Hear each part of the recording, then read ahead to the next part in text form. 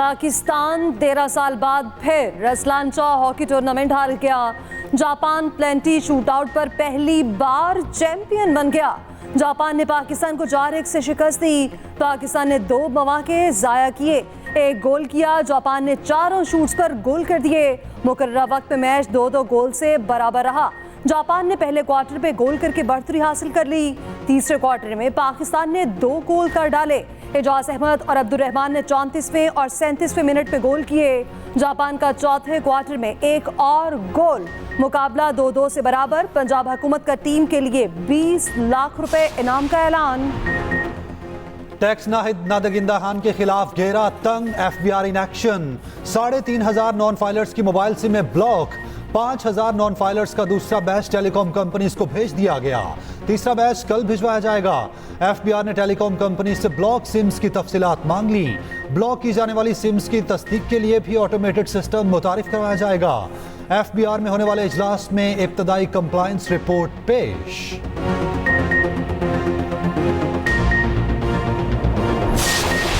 जब उन्होंने कल कहा, और मैं एक आईनी ओहदे में बैठा हूं कि हम गवर्नर हाउस में भी दौड़ जाएंगे, मुझे गवर्नर हाउस का तहफ़्फ़ुज़ करने आता है।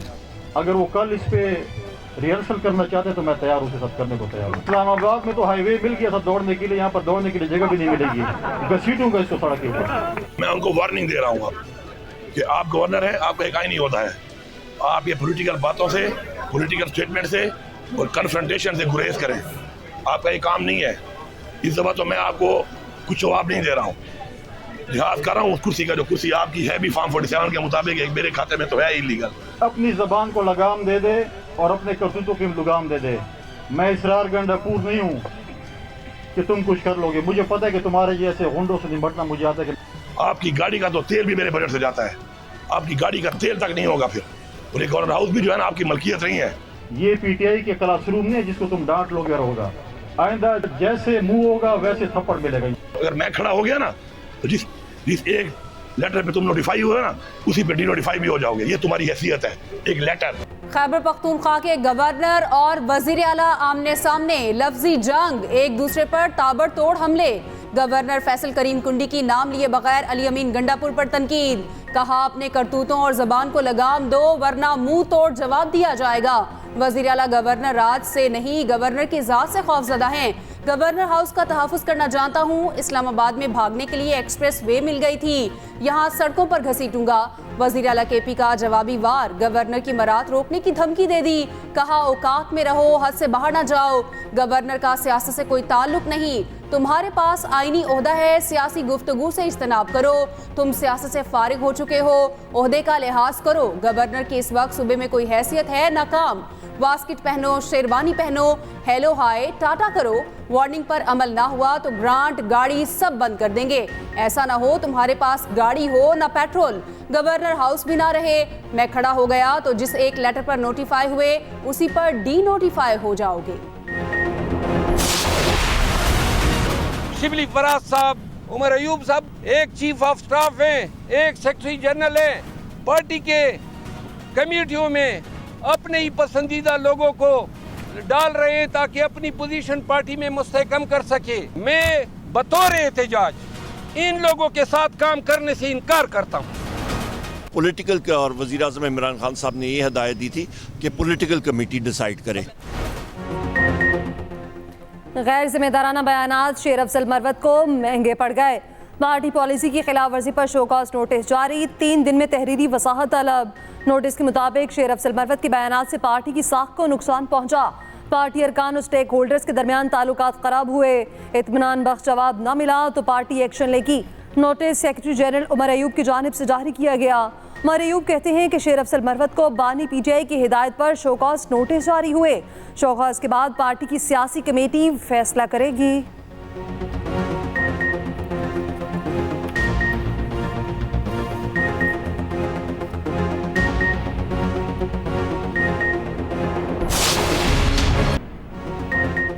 आज़ाद कश्मीर में महंगी बिजली के खिलाफ अवामी एक्शन कमेटी की कॉल पर एहतजाज। पुलिस और मुजाहिरीन में तसादुम, पुलिस की आंसू गैस की शेलिंग, मुजाहिरीन का पथराव। मीरपुर में गोली लगने से सब इंस्पेक्टर अदनान कुरैशी शहीद, 3 अहलकार जख्मी। कोटली में भी झड़पें, 12 अहलकार, 28 मुजाहिरीन जख्मी।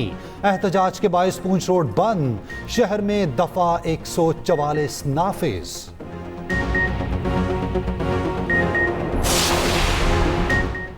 हुकूमत ने IMF को बिजली और गैस मजीद महंगी करने की यकीन दहानी करा दी। आइंदा बजट में कोई नई टैक्स एमनेस्टी छूट या रियायत नहीं दी जाएगी। बजट IMF की मुकम्मल मुशावरत से तैयार होगा। हुकूमत की आलमी इदारे को यकीन दहानी, ज़राए के मुताबिक ज़िमनी ग्रांट्स जारी ना करने का भी यकीन दिला दिया।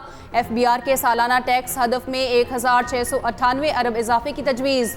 ताजरों से 1 जुलाई से एडवांस इनकम टैक्स वसूली शुरू। रिटेल, होलसेल, रियल स्टेट, ज़राअत समेत कई शोबों को टैक्स नेट में लाने की तजवीज़।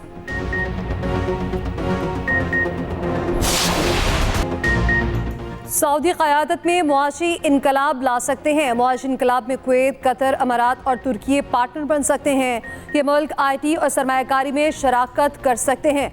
हसीन दोस्त चीन भी पार्टनर बन सकता है। वज़ीर-ए-आज़म शहबाज शरीफ का अरब मीडिया को इंटरव्यू, कहा इस्लाहात के बगैर पाकिस्तान तरक्की नहीं कर सकता। सऊदी वज़ीर ख़ारजा का दौरा पाकिस्तान इंतहाई नतीजा खेज साबित हुआ। उधर वज़ीर-ए-आज़म से बरतानवी हाई कमिश्नर जेन मेरियट की मुलाकात। शहबाज शरीफ ने कहा कि पाकिस्तान और बरतानिया के दरीना ताल्लुकात वक्त के साथ मज़ीद मजबूत हो रहे हैं।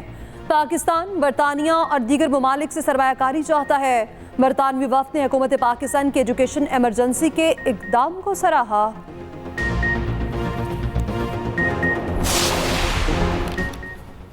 सऊदी वलीअहद के दौरा पाकिस्तान की हतमी तारीख तय न हो सकी, मुख्तलिफ तारीखों पर मुशावरत जारी। हुकूमती ज़राए के मुताबिक अभी तक किसी हतमी तारीख का तयन नहीं किया गया। दौरे की तारीखों में रद्दोबदल हो सकता है। दोनों ममालिक की वजारत ख़ारजा के आला हुकाम की दौरे की तारीख पर मुशावरत जारी। सऊदी वलीअहद को दौरा पाकिस्तान की दावत वज़ीर-ए-आज़म शहबाज शरीफ ने दी।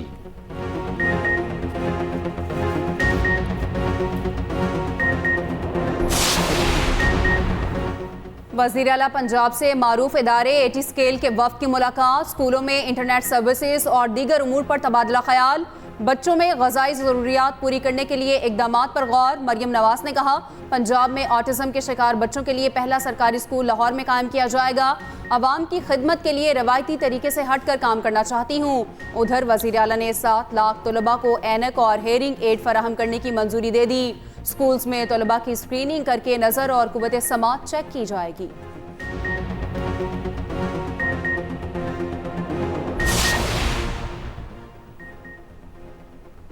हमें मुआफ़ी का कहने वाले हमसे मुआफ़ी मांगे। ऑपोजिशन लीडर उमर अयूब फट पड़े, कहा हम पर बोगस मुकदमे हैं। एक ही दिन 10-10 मुकदमात पर कैसे मुकदमात हो सकते हैं? हम मुआफ़ी किससे मांगें और क्यों मांगें? हमारे 15 लोग शहीद हुए कि उनकी मुआफ़ी कौन मांगेगा? मीडिया से गुफ्तगू में कहा कि उनसे मुल्क नहीं चल रहा। उन्होंने गंदम में बहुत बड़ा टीका लगाया। अनवारुल हक काकड़ ने फॉर्म 47 की बात की, उसके खिलाफ पिटीशन दायर कर रखे हैं। उधर साबिक सदर आरिफ अलवी कहते हैं इस वक्त सारे इदारे बंद गली में जा चुके। इस वक्त नजरें अदलिया की तरफ हैं। मुल्क में अबूरी बहरान है जो खत्म हो जाएगा।